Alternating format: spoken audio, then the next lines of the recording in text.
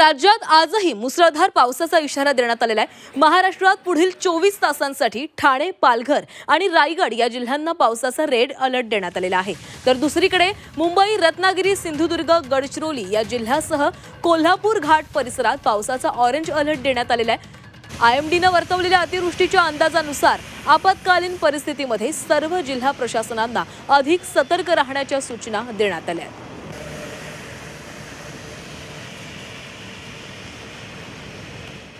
तर कुठे कुठे अलर्ट देण्यात आले पाहूयात। ठाणे, पालघर, रायगडमध्ये रेड अलर्ट आहे।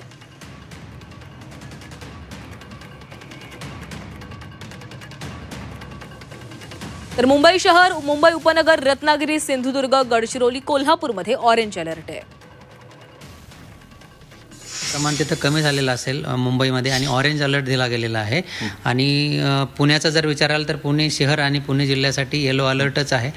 मध्यम ते जोरदार स्वरूपाचा पाऊस येणारे 24 ते 48 तास पुण्यासाठी आहे।